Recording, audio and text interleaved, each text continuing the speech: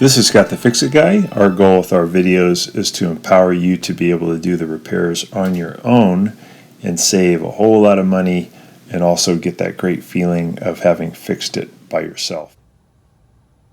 Video glasses that have this tiltable lens. These are really good. Down the road though, as they age, they start to have an interesting symptom where they no longer power up, and if you plug them into a power source, if you look, there's a red light blinking right there, and that's the battery indicator light that normally should be just red, a solid red. But if you have a fast blinking one, that means that something's gone wrong with the battery. It could be that the lithium battery is finally not able to charge anymore because of too many cycles. Another possibility would be that, just inherent to the design of these glasses, they have to fold back and forth over and over. But within this area, there's a red and black wire that bring power from a battery that's right here. This is where the battery lives, on the right side temple, and it goes through a wire along the top area here and goes over to the processor right here. And what could be happening is that over time, this being folded back and forth over and over, or even this one being folded back over and over, creates a weakness in the metal inside the wire, and the wire breaks. So we can see that red light blinking, which means there's a battery problem. But it's interesting, if you bend, I don't know if you guys can see this light, if you bend this left temple inward at one point, I don't know if you can see that, but the red light now actually goes solid, and that means that the battery is working. It's sending power now to, I'm sorry, that the battery is charging properly. And now what's happening is the wire that was broken inside this temporal area, the red and black wire, one of them broke. By changing the position, it now makes contact again and sending electrons to the battery. When I extend this to the normal position, now the light blinks again, and that means it's lost contact with the battery. So the wire is in a kind of broken state. At this point, as I bend it in, then it makes contact again. It's very interesting. Solid. So we'll show in the video how to take that panel off and repair that wire. I'm going to remove that little plug, but to do that I'll use a small standard head screwdriver. It's really dinky. And I'm just going to kind of edge in on the side of it and then pull that out. There it goes. It's really tiny. Okay, that came out, and now we can see the little Phillips head screw in there. And then I have another one that's underneath the sticker right here. I'm just going to peel off this little sticker right here. Comes right off. And then there's another little rubber plug we're going to get out, same way as before. I'm going to use that same technique for this rubber plug and this rubber plug right here. So I'm just using a little screwdriver to get that out. And there's the screw underneath. And I'll do it on this side too. And that's going to allow me to get this panel off pretty easily. But I just got to get those two screws out first. There we go. And there's the screws. Alright, loosen these two screws, and now let's see if I can pry off this panel. So these are kind of snapped into position, and they're water resistant, so it's a pretty tight fit. You can like wedge something in. There we go. I'm going to pry off this panel now. Got to retain, make sure I retain those two screws. There we go. Kind of wiggle that off. Okay, there's that panel. There's our processor.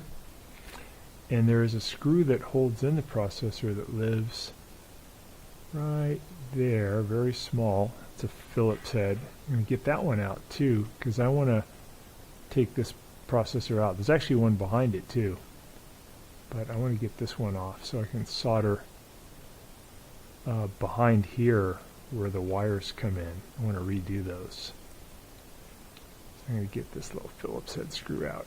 Just try to save these little screws because they're important, especially this one, because this one pushes this panel that we're looking at in securely against the back panel, and there's a modular plug that puts them together so they can talk to each other. And you want to notice that when you pull this out, there's a wire in front here that goes to this vibrator. That's the one that creates the vibration, kind of like on your cell phone. So make sure that when you reinstall it, these wires are in the front of this processor. There's our little screw. Okay, so now we can get this panel out. Okay, I got that screw out. Now I'm going to give this a little leverage to get this panel out. And then I can get behind it to do the repair. You can see there's another panel right there. I'm gently going to pull this one apart. There we go. So the way these two panels talk to each other is there's a connector here, goes into that one right there. So you got to make sure you push those together when you do your reassembly. So I'm just trying to expose the back here because I want to resolder right there and right there. And this little guy is the microphone on the left side. So it has two microphones for stereo. So I'm just going to get this exposed. Now we're going to get this panel off here. I happen to have one of these 9-volt battery connectors with the red and black. This is a heavier gauge wire than the original. You can see the difference. But it's frayed, and that's good. This is more flexible. This can take it back and forth, back and forth, back and forth. Less likely to break. So I'm going to use this wire. I'll just cut it here and we'll splice it in.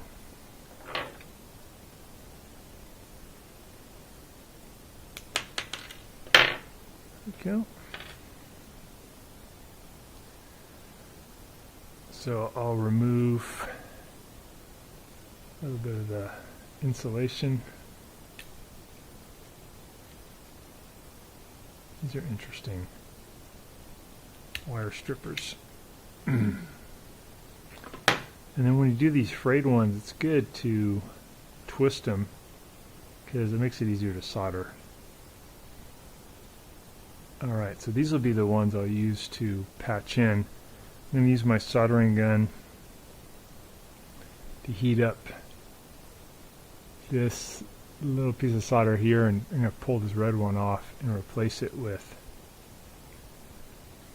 this new red one. I'm going right there. And I'll do the same one on the black side. I'll get that one out and replace it with this one. So for this, I won't strip out a 1/4 inch. I'm just going to do a little bit because I don't want that. I just want a little bit that's going to fit in to that circuit board, like that much. I don't know, that's about 1/8 of an inch. Same on the red side.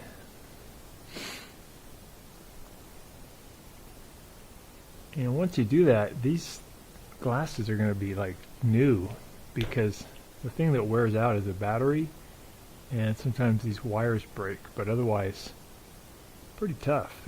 That circuit board will last a long time, and the camera and the plastic frame's pretty tough. So these cost about, they no longer make the Rincon. There's similar ones made, but they cost, probably at least $150. So for basically $7 or $8 for a new battery from Amazon, or you might not even need a new battery, just a new piece of wire, maybe $1 at the most, you can get these things going. It just takes a little bit of work. So these guys are all ready. The ones that's going to strip in and feed into here are longer, and then the ones that are going to go into the circuit board are shorter. So here's that fresh water wire. I'm sorry, I already fed it through to connect to the processor. I want to do that for the black wire too. So I'm going to pull this back to create a little more room. Take the black wire and I'm going to feed it through that little channel. Try to look for it once it comes through.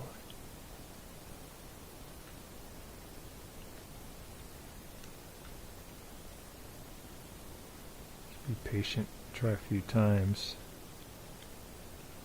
Not much room there. I see it. I see it. There's my buddy. Okay, I got the black one. Alright, I'm all set. So I'm going to do my connections here, and then once that's done, I'll do my connections here. And I am going to use a little piece of this stuff. You don't have to use these, you can use tape.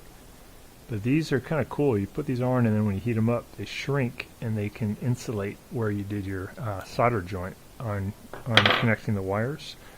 What I'll do is go ahead and feed this over this wire. So later, once the solder connection's done, I can put this over and then heat it up and it'll seal it really well. Negative. So the one on the left is a little plus sign, the one on the right is a little negative sign. I'm going to heat up these solder joints now so I can remove these little guys. So we soldered in a thicker wire. Here's the original, and then we're going to use this thicker wire. Maybe it'll take the bends better. Got it soldered into the red for positive, black for negative, into the circuit board. Ran it through, and now we're going to connect the red to the red and the black to the black. We can do a circuit test, make sure it has power. If it actually, I'll plug the module in first and then make sure it has power and it's working, and if it is, we'll just button the whole thing back up. So my next thing is to kind of get this module back into position, and that'll let me know how long I need to make this piece. Add a little heat. A lighter underneath these guys, it just shrinks them up more, which is good. It's going to give good insulation and also a little bit of structural support. So we have the connection now. If we turn on the button, if everything's working, power should go from the battery through these new wires over to the circuit board. Yeah, there you go. Turn off my light so you can see better. So these glasses are back working, and that's why they stopped, is the wire just got bent over and over and it broke right there. So hopefully this will help you get yours going too, and I would imagine this is going to be very similar for the other Ryobi models.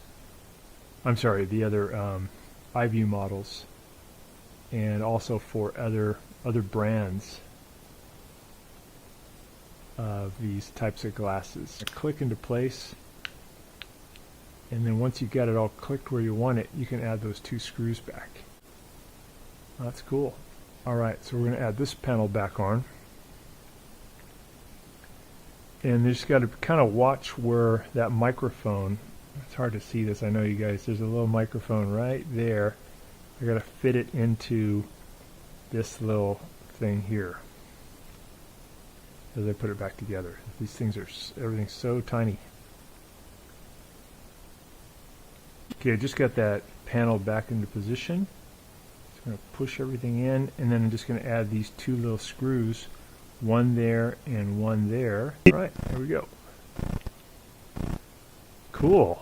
Back in business. Hopefully this will help you guys get yours going too. Thanks so much for watching our video. We really appreciate your support.